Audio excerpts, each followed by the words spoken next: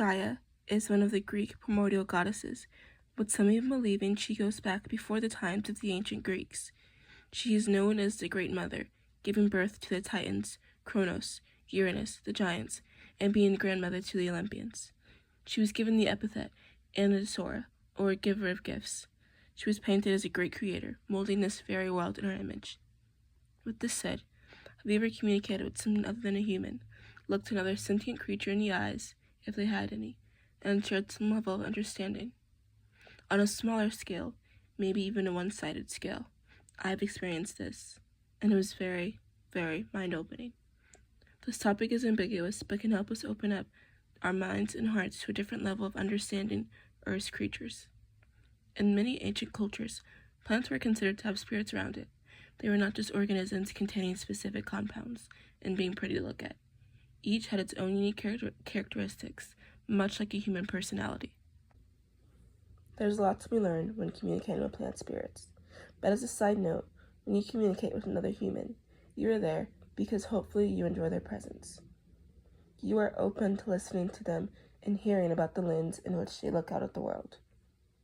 You are not just talking to them because of what they can do for you. This same mindset should be implemented when approaching plants.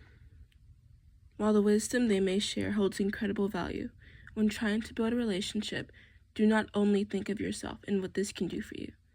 How can you give back to the plant? Maybe you even have an idea you'd like to share. And if no inherent wisdom is shared, being in each other's presence and acknowledging the plant's intelligence is enough to not only open your mind, but your heart. This same idea goes for animals. While we believe people we call animal whisperers have this incredible rare ability, this is not entirely true. The ability to get ideas across and share some kind of mutual understanding between animals is not outside of our nature. The natural world is not separate from us. It is us. We are natural. So why wouldn't we have the ability to communicate with other natural beings? While this skill may need some more fine-tuning compared to plants, the same methods apply. Open up your heart and mind. Be present. Do not look to gain something for purely personal reasons or to prove something. Another great way to get in communion with our planet is to see it firsthand. The desire to travel and explore is a common one, and when you live on a planet with such wonders that can really only truly be appreciated and basked in firsthand, it is no wonder. Many think the exploration age ended when the Europeans charted and mapped the planet, when satellite images allowed us to look up any place on Earth. This is not entirely true. This world isn't fully canvassed until you can say and feel that you've seen and experienced it all.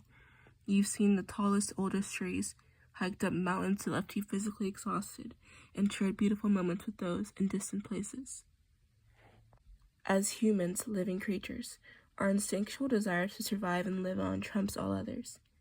In the process of trying to stay afloat and survive, we have the tendency to exploit the world around us, Earth, our home.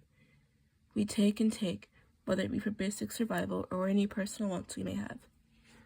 On a larger scale, it can be sucking our souls dry of any fossil remains for the sake of energy and company greed, or cutting down an entire forest for development. On a personal level, it can be using any herbs or medicine without trying to build any relationship to a plant that is healing you, helping you. I am not saying we are bad people for this.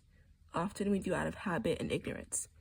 But just as you wouldn't take from one who provided you with security, a home, love, the same applies to our planet, which does exactly that. You can give back by simply planting a tree, even if you know you won't be in the same place in the future to see it grow.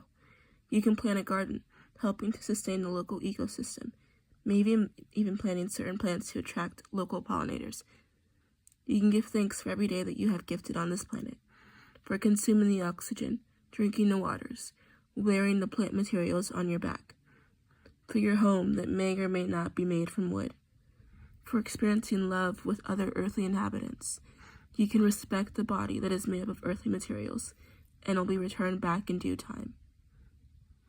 As an intelligent species, I believe the main thing that separates us from wild animals is the ability to be stewards for our own home, not only to take, but to give back and protect the land and living organisms on it.